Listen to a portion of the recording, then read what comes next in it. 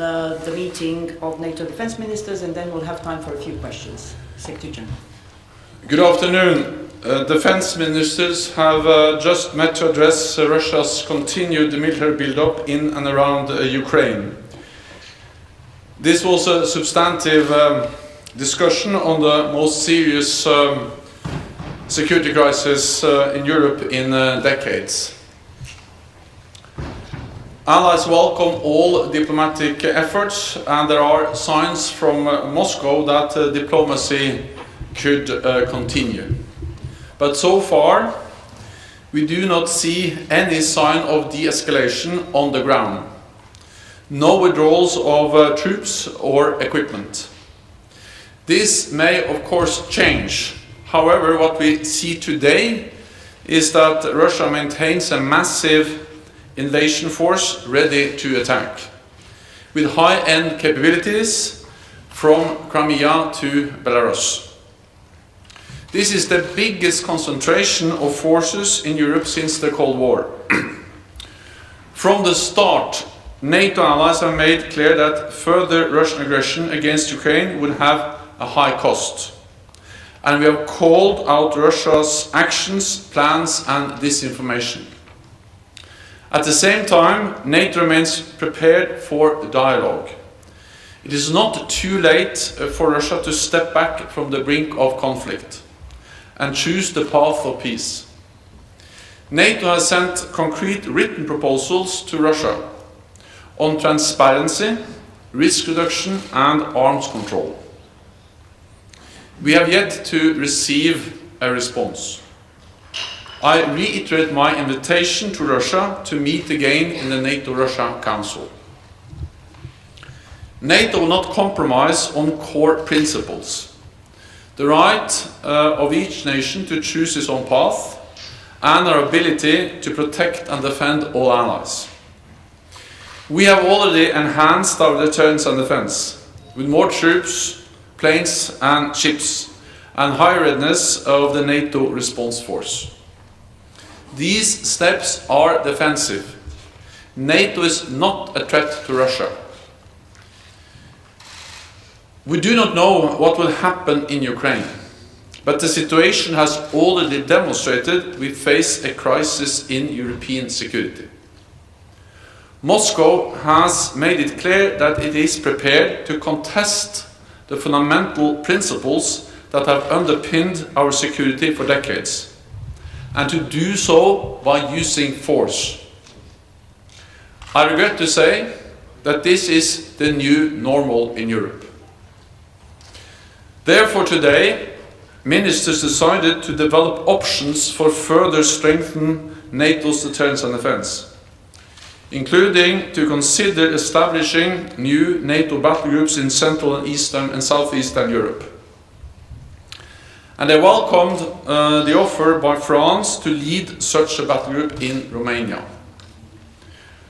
Our military commanders will now work on the details and report back within weeks. Earlier today, we also held a regular meeting of the Nuclear Planning Group. Ministers considered worrying developments across the globe, including Russia's and China's modernization of their nuclear arsenals, and the continued risk of nuclear proliferation. Allies consulted on how to keep our nuclear deterrence safe, secure and effective, so NATO's deterrence and defense remains strong. Ministers also welcomed the progress made on burden sharing, with the 7th consecutive year of increased defense spending by European allies and Canada. This means $270 billion in additional spending on defense since 2014. And we welcome that the large majority of allies are now allocating at least 20% of the defense investment to major equipment, research and development. This evening we will discuss NATO's next strategic concept. I'm confident that when leaders meet in Madrid in June, they will reaffirm that Europe and North America must continue to stand strong together in NATO, because NATO is the unique, essential and indispensable transatlantic forum for our defense and security. And with that, I'm ready to take your questions. We'll start with BBC here. Thank you very much, Secretary General. Jonathan Beale, BBC. You talked about new battle groups. Are those going to happen regardless of what Russia does? And can you give us a time frame of when we might see forces sent to Romania, Bulgaria, elsewhere? And then also, I think you just said, I regret to say, this is the new norm. What is the new norm for European security? You say it's in crisis. You're essentially saying it's going to be in crisis for a long time. Well, the new normal is that Russia has demonstrated that it really is willing to contest some of the fundamental principles for our security. The right for every nation to choose its own path. And also, of course, the right for NATO allies to defend and protect each other. They actually suggested a legally binding treaty violating those principles. And they have used force, the biggest concentration of combat force since the end of the Cold War, to underpin and to try to intimidate other countries in Europe to in a way respect or to accept the Russian demands. So this is a new normal, which is violating core principles, which has been important for the security and the stability of Europe for decades. And therefore I regret to say that we don't know what will happen, but we know what has already happened. And that is that Russia has demonstrated a will to use force to try to coerce other countries and to try to change some fundamental principles that are important for our shared security. And that's the reason why we need to also consider more longer-term adjustments of NATO's posture in the East. I will not preempt any final decision. We have asked our military commanders to provide advice and provide more details on the scale and the scope, including of potential new battle groups in the East, in the Southeast, in Romania and the Black Sea region, and also other potential adjustments or more longer-term presence in the East. But I think it's important to understand that what we now have launched, the work on a more longer-term adjustment or posture in the East, our presence in the East, that is just one element of what we have done over the last year and months. After 2014, we implemented the biggest reinforcement of our collective defense by establishing the battle groups in the Baltic countries, by modernizing the NATO command structure, by tripling the size of the NATO response force, and also by starting to invest more in defense. This has already happened over the last year since 2014. Then over the last weeks and months, we have, first of all, deployed more NATO troops in the eastern part of the alliance. More troops, more ships, more planes under existing authorities and structures under SACEUR. And that is to make sure that we are able to monitor, to follow what Russia is doing, and to also reassure allies in the eastern part of the alliance. That has already happened. Then we have also increased the readiness of the NATO response force, so we can quickly reinforce with even more troops and forces in the eastern part of the alliance. So it is not as if we are waiting for something to happen. We have already done a lot. But then we will consider a more longer-term adjustment, and we will have the advice from the military commanders within weeks, and then we'll make decisions after that. Reuters. Thank you very much. Just a clarification. I know that the tasking is only just beginning, but these battle groups, are they likely to be similar to what we've seen set up in the Baltics and Poland? And as a second point, if I may, is this not the sort of thing that would antagonize Moscow and therefore should be avoided at this critical time? Thank you. NATO is a defensive alliance. NATO is not a threat to Russia, and we have been clear for years and months that we are ready to sit down and also listen to Russian security concerns and to address issues like, for instance, arms control. If they are concerned about missiles and offensive weapons, the best way to deal with that is to sit down and engage in good faith in talks about how can we reduce the number of missiles. But that has to be balanced and verifiable. We have been able to do that before. It is possible to make agreements with Russia, not least on arms control. We have seen that with the INF Treaty back in the 80s, that actually banned all intermediate range weapons. That was extremely important for European security. Then a few years ago we saw the demise of that treaty, but that was because Russia deployed intermediate range missiles in violation of the INF Treaty. But of course we can go back to a regime where we ban categories of weapons if this is balanced and verifiable. We have proven before that we can limit the number of long-range missiles, and there are strategic talks going on between the United States and Russia. So we are not a threat. We are ready for dialogue, and we have put forward a long list of specific topics where we believe it's possible to find common ground and to address some of those concerns that Russia has raised. And we have no plans in a way to deploy offensive systems in Ukraine.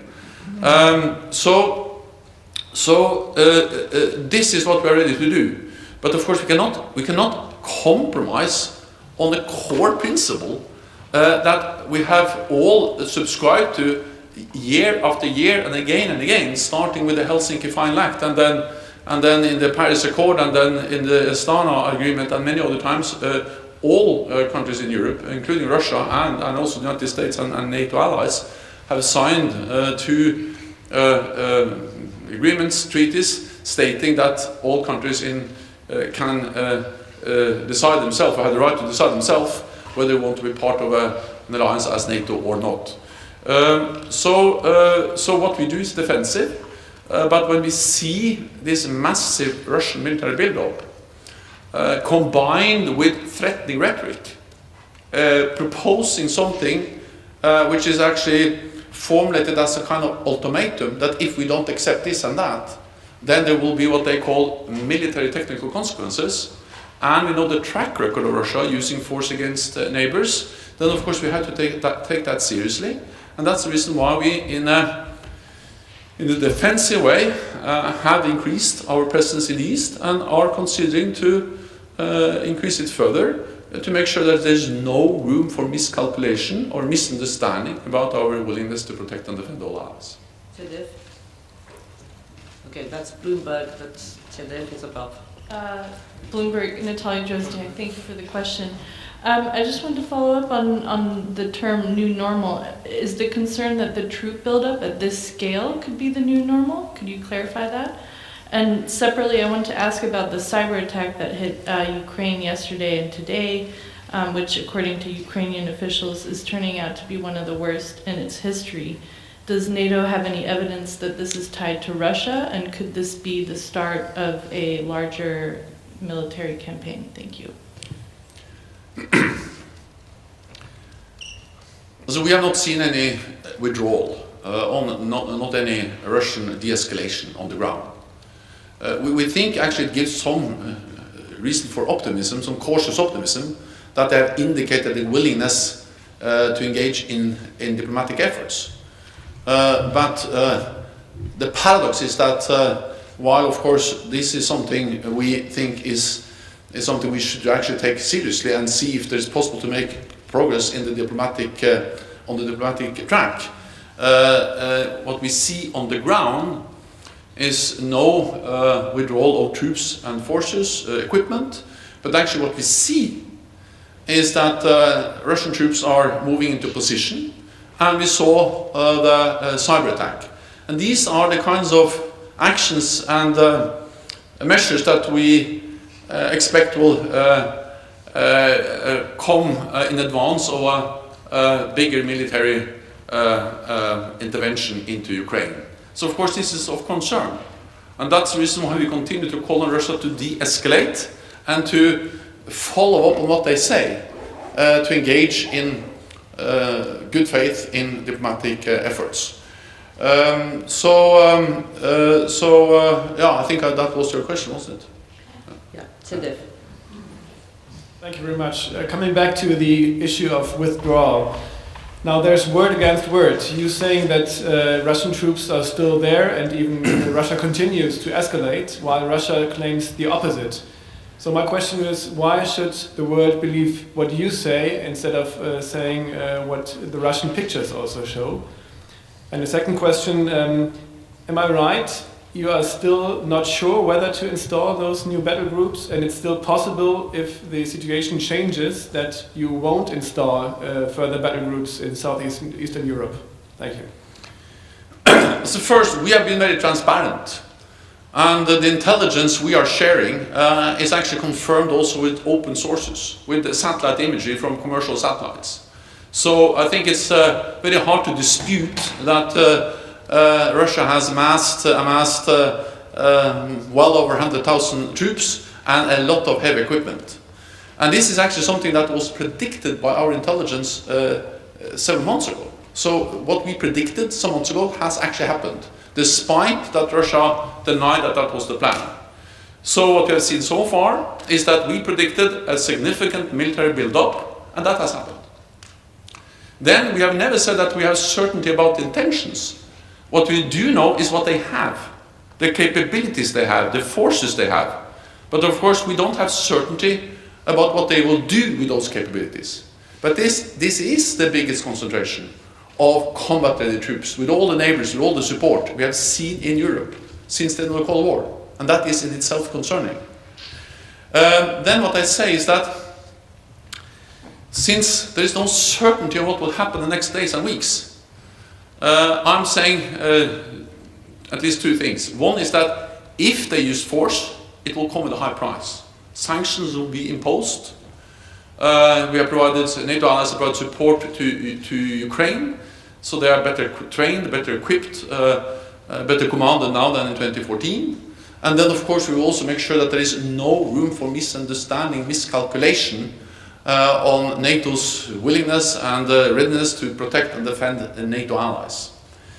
But even if we see a gradual or some kind of development where Russia decides not to use force, and we call on them to don't do that, just the fact that they have been willing to amass all these troops and combine that with a message that they are threatening an independent country and actually also threatening NATO allies, that if we don't violate core principles for our security, there will be serious consequences. That in itself is serious, and that's the reason why we need to consider some more longer-term adjustments of our posture in the East.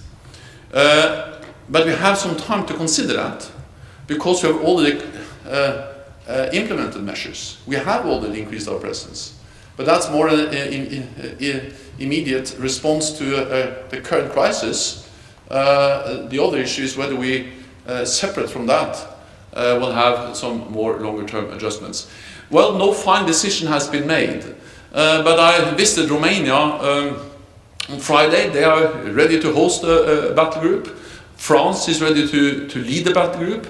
And other allies have also expressed a willingness to be part of that. So there is a strong will, there is a strong readiness, but the final decision has not yet been made. We will make that based on advice from military commanders, and of course it will not necessarily be exactly the same as the battle groups as we have in the Baltic countries, but it's based on some of the same concept, multinational forces, NATO in the East. Thank you very much. This concludes this press conference. The next session starts in 2 minutes. Okay. Thank you. Thank you.